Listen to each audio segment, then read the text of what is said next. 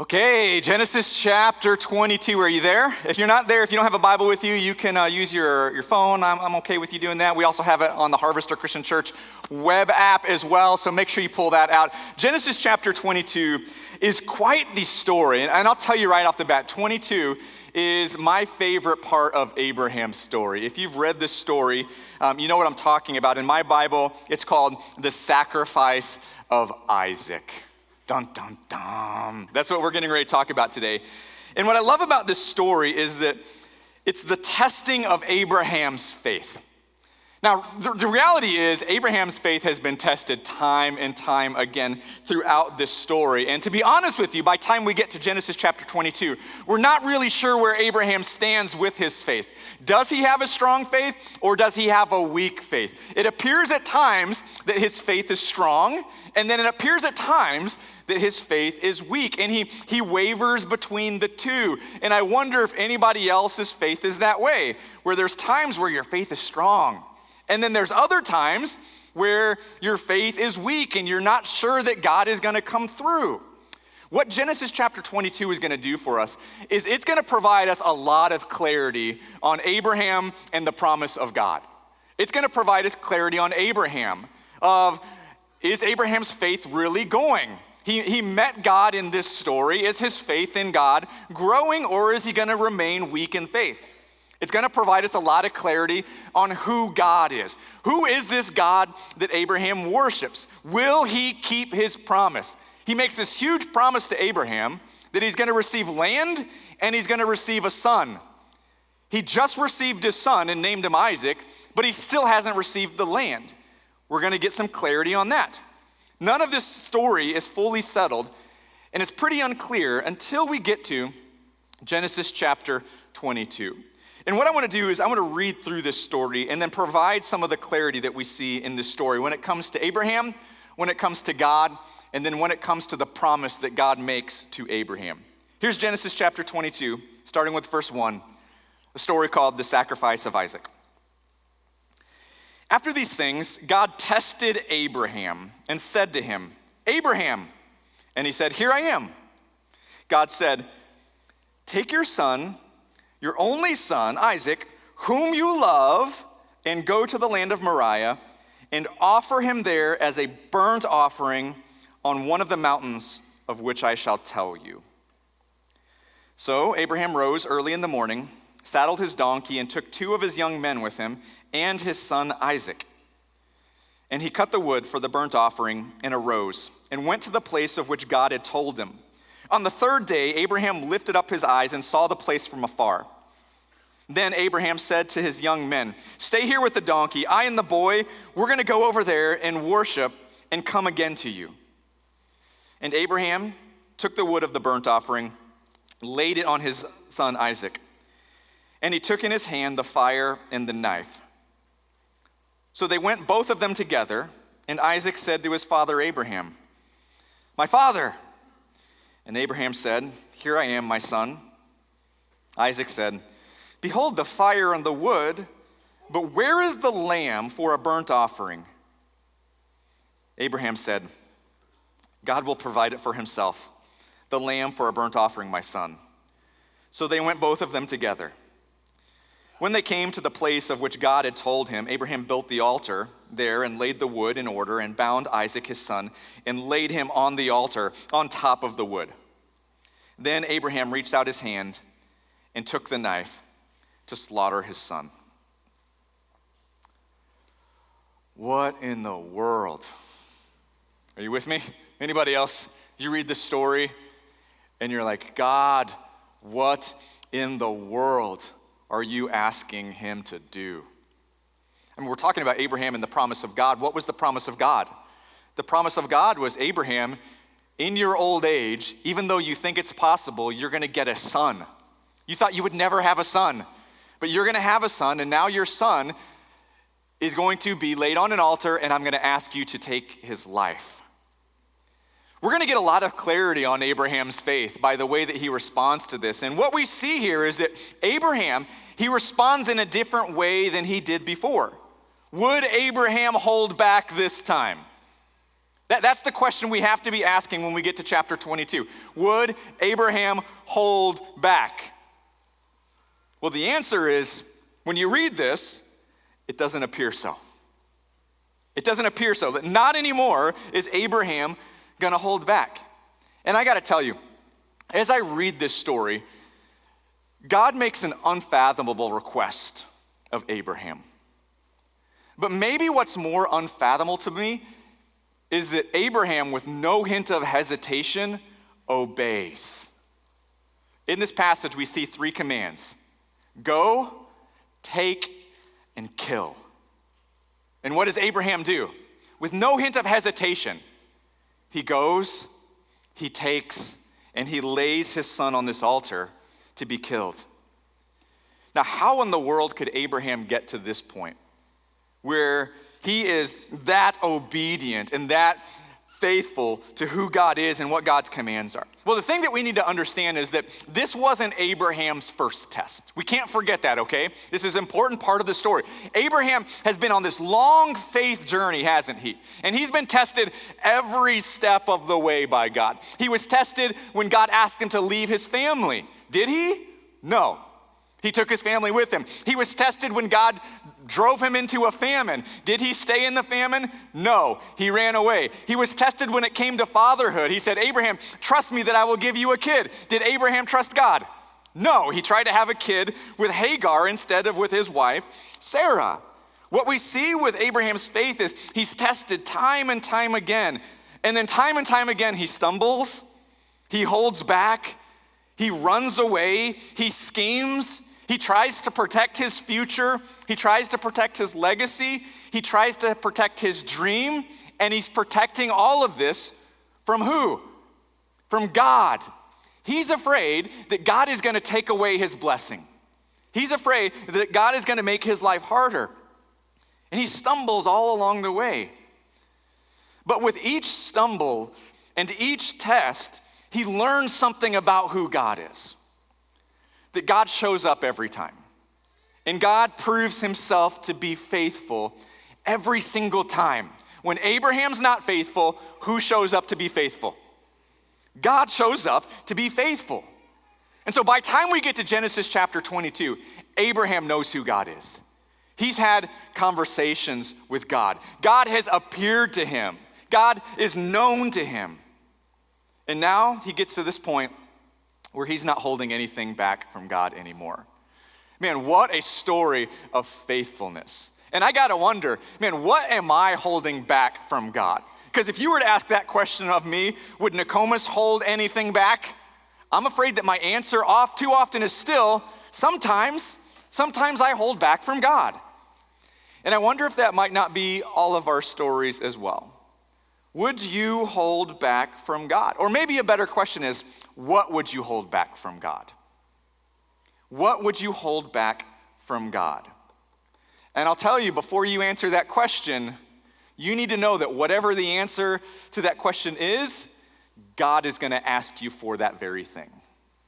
Some of us, we're like, I'll give some things over to God. God, you can have my Sunday, but you can't have my dating life. I'm going to hold on to that tight. I'm not going to listen to your word. I see that there's some things that you are asking me not to do in the dating world, but I'm not going to give that up.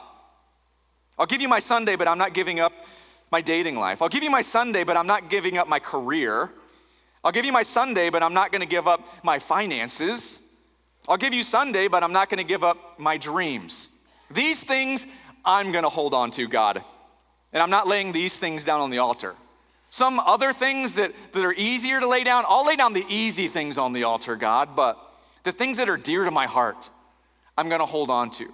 The things that I think you might ask of me, I'm going to protect those things from you. I think some of you know that God is asking for you to give over the things that you are unwilling to give over. And that scares you to death, doesn't it? Because you're not sure what's going to happen to it. You're afraid that if you lay it down on the altar, God might let it die. Now hear me, I'm not asking you to give up on your dreams. I'm not asking for you to give up on your career. I'm not asking for you to give up on your relationships or for you to give up on your finances. What I am asking you to do is to give everything up to God. Every part of your life, especially the things that you refuse to let go. Put them into God's hands. Trust them on God's altar and watch what happens next. One of the things that I love about the Give Hope season that we're in, and to be honest with you, one of the reasons that we do give hope is because I think it's a little bit of a test of our faith, isn't it? It tests our faith. We get into the season and there's so many other things on our mind and so many other ways that we want to spend our finances and resources on gifts, on new things for us. And we begin to say, you know what, I'm not sure if I can give if I see a need. What I love about Give Hope is that, number one, yes, Give Hope helps other people. What we do makes a huge difference in the world. And it's making a huge difference in the world. I've seen firsthand examples of how your giving during Give Hope has impacted communities all over this world. But the other reason I love Give Hope is because it shows you something about your heart. It shows you something about your heart. And that's not something that I can see. It's not something else that your neighbor can see. But it does show you something about your heart when it's like, oh man. Because some of us got to decide now, do I do what I feel like God is leading me to and what the Spirit is calling me to, or do I do what's easy, or do I fly under the radar? Do I protect? Do I preserve? Or do I lay down on the altar? When you look at Abraham and you ask, what was Abraham willing to lay down on the altar? What was he willing to lay down? By the time we get to Genesis chapter 22, he's willing to lay down everything. Why was he so willing to lay his son down on the altar? He loved Isaac, but he knew that Isaac wasn't his dream. What Abraham knew is that Isaac was God's dream in his hands. And he knew this: God dreams don't die. God dreams don't die. Isaac was God's dreams. Isaac started in God's heart. Isaac was a plan and a promise from God. And Abraham had spent a lot of his journey in life trying to protect his things from God. And he began to realize that every time he did that, things got worse. And now he gets to this point where he's full of faith. He's seen a God who provides in some of the darkest situations, a God who provides in famines. He's seen a God who provides in infertility. And now with full faith in a resurrecting God, he lays down everything on this altar. He puts his dream down on the altar. He puts his future down on the altar. He puts his legacy on the altar. He puts his family on the altar. He puts his son in God's hands on the altar. And with this unimaginable faith, he lifts up this knife into the air. And in verse 11, we see what happens when that knife raises. It says, the angel of the Lord called to Abraham from heaven and said, Abraham, Abraham. And Abraham said, here I am. The angel said, do not lay your hand on the boy or do anything to him. For now I know that you fear God, seeing that you have not withheld your son, your only son, from me. And Abraham lifted up his eyes and looked, and behold, behind him was a ram caught in a thicket by his horns. And Abraham went and took the ram and offered it up as a burnt offering instead of his son. So Abraham called the name of that place, the Lord will provide. As it is said to this day, on the mount of the Lord, it shall be provided. What we see next in this passage is that we get clarity on who God is. The question that Abraham has to be asking, and I think some of us would be asking in this moment with that child laying on that altar, is would God come through? Would God come through? Abraham demonstrated that he was unwilling to keep anything back. He was going to lay everything down. We get clarity on Abraham's faith now. And now we get clarity on who God is. Would God come through? And church, I'm going to let you answer that question. Would God come through? Yes. And here's the reality. God comes through every single time. Every single time. And what Abraham learned in this moment, that the Lord will provide. And that's what he named the area. The Lord will provide. Abraham, he's beginning to realize some questions that maybe he had about God, the questions I think that we have about God. Of, okay, if God is a provider, when will God provide? When will he provide? We've been waiting. God, when will you provide? What we see here is that God will provide at just the right time. That's when God provides, at just the right time. Every single time in Abraham's story, God provides at just the right time. So now the question is, who does God provide for? Who does he provide for? Well, what we get clarity on is that he provides for those who trust him and who obey him. Abraham, with no hint of hesitation, trusted God, and then he obeyed God. And then the question has to be, well, why does God provide? What is the reason for God providing? And what we begin to see in this story is that God provides for God's glory, not for Abraham's glory. God provides in a way that he would get glory even when it makes Abraham uncomfortable. Even when it makes us uncomfortable, God provides at just the right time when we trust and obey him in a way that gives him glory. And that's when we begin to get clarity on the promise of God. So what is God promising in this story? What is God promising in this series? We've been saying Abraham and the promise of God. What exactly is the promise of God? What is he promising? Is he just promising that Abraham would have some dirt? Or is there more to the promise of God?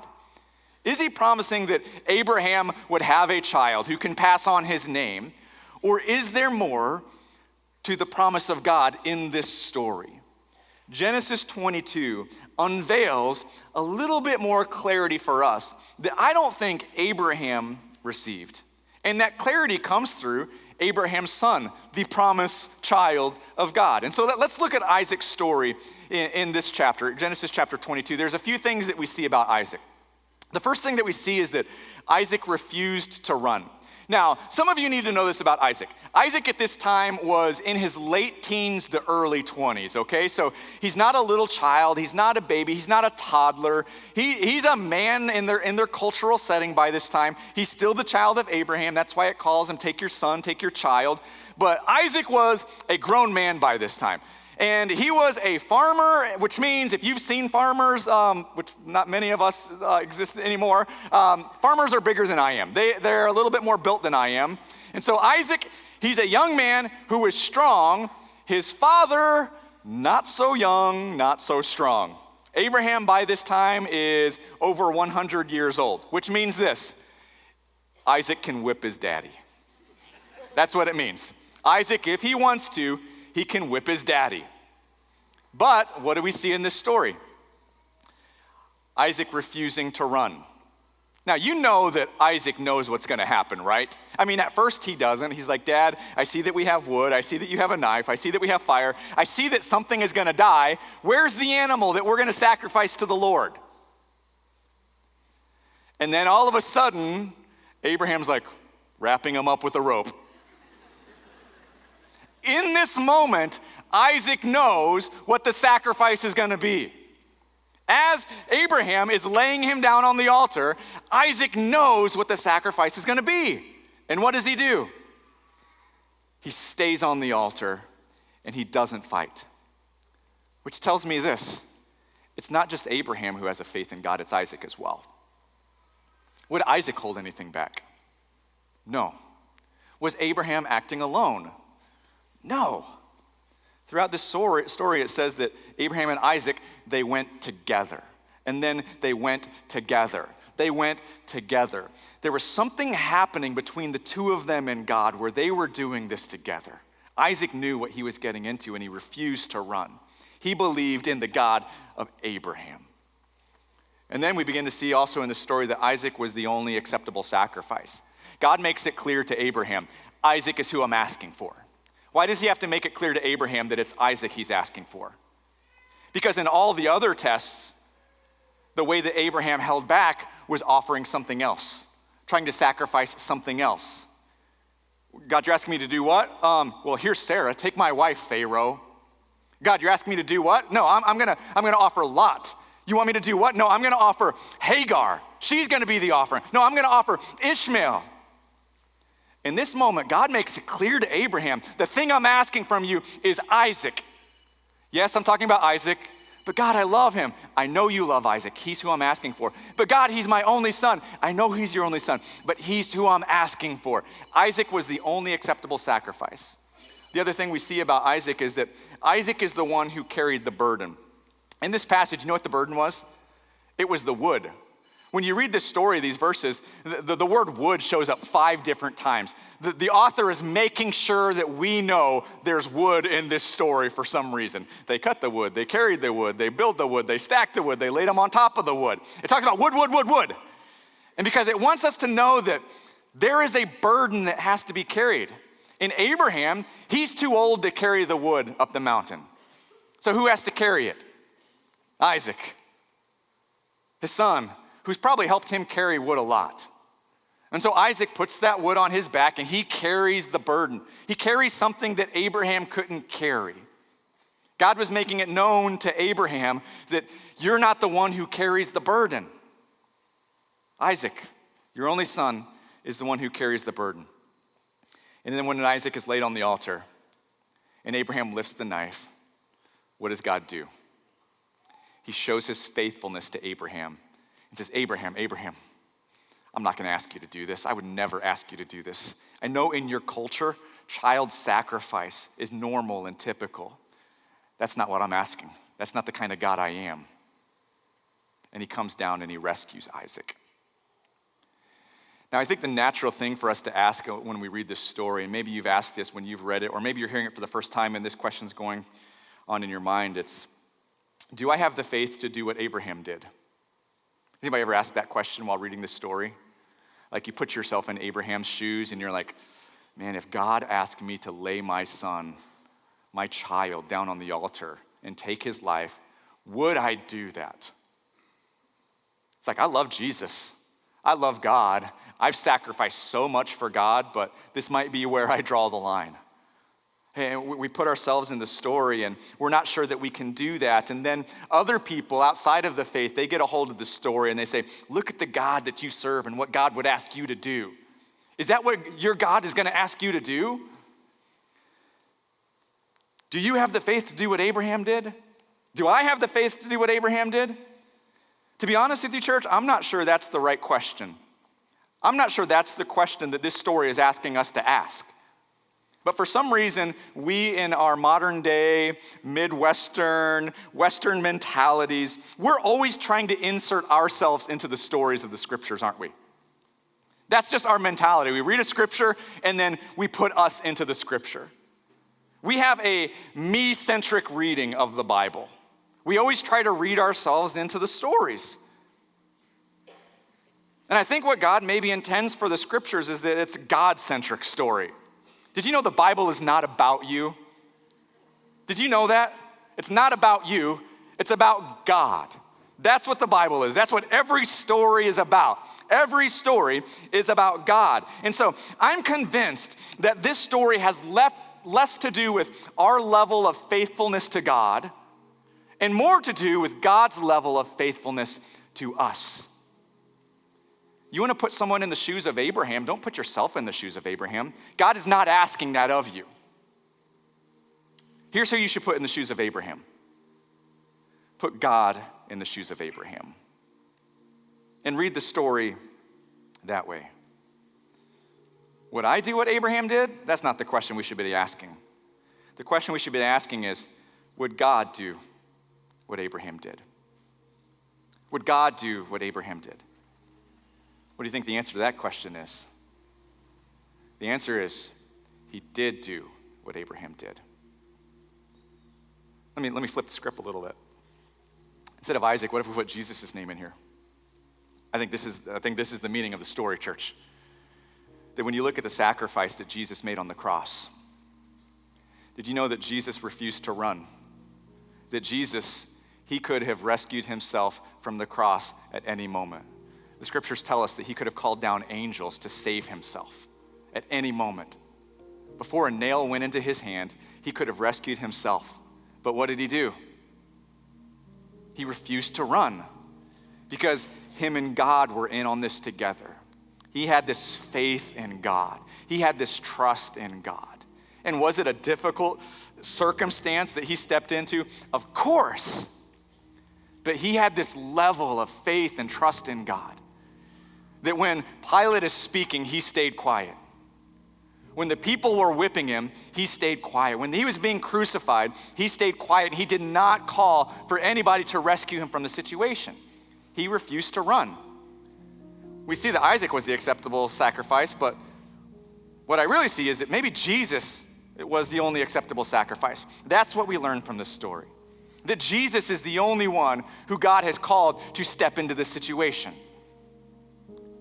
Why did Jesus go to the cross? Why did Jesus die for our sins? It's because none of us could do that for ourselves. Because God required a perfect, sinless person to die for the sins of the world. Are you perfect? Anybody? Anybody perfect? Abraham perfect? He couldn't do it. Isaac, could he hop on the cross and die for the sins of the world? No, he wasn't perfect either. Jesus was the only acceptable sacrifice. Jesus carried the burden. Jesus carried the burden. The wood represents sin in the story, and the picture we get is that Abraham laid this burden, this sin, on Isaac's shoulders to carry up the mountain. Who is it that carries your sin? Some of you are still trying to carry it yourself. Some of you still think that you can just be better someday, and then that'll make up for all the things that you've thought and felt and done in your life and in your past. Can I tell you this? You cannot carry the burden. You do not have the strength to carry the burden. Jesus is the only one who can carry the burden. The difference between Isaac and Jesus' story is this final one, though. Isaac was rescued, but Jesus was not rescued when he was laid down on the altar. I think some of us, when we're reading this story, we look at Abraham and Isaac and we really feel for them, and we can't believe that God would ask Abraham to do that, and how traumatic that would have been for Abraham. Or how traumatic that would have been for Isaac. You know what this story makes me wonder? How traumatic would that have been for God to ask them to do this?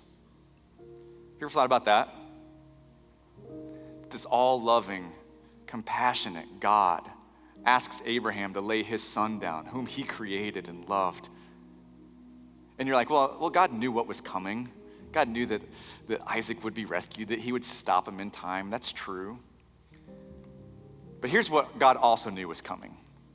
That there was coming a day when his son, Jesus, would be laid down on the altar, and nobody would stop him. Nobody would stop him that time. I think as God is watching Isaac be laid down on this altar, he sees his son Jesus laying down on this altar. He knew it was someday he'd be his wood, his altar. He knew someday that when the hammer was raised, that no angel would intervene, that his son would feel the pain that Isaac was rescued from. His son would be whipped and beaten. His son would have nails driven into his hands and into his feet. His son would have a crown of thorns crammed onto his head. His son would cry out in agony, and his son would bleed. And then his son would die on that altar. And he would look up, and it would be us holding the hammer.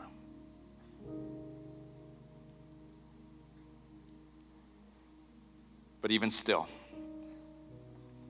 God would then demonstrate his goodness and his faithfulness. Even in that moment, he would demonstrate who he is. He would raise his son from the dead, and then he would forgive anyone who believed in his son. And then he would raise them from the dead and give them life as well. And God would once again prove to the world that he is good, that he is faithful, and that nothing placed in his hands would ever die. And no matter how uncomfortable the cross makes us, that God would receive his glory. Amen.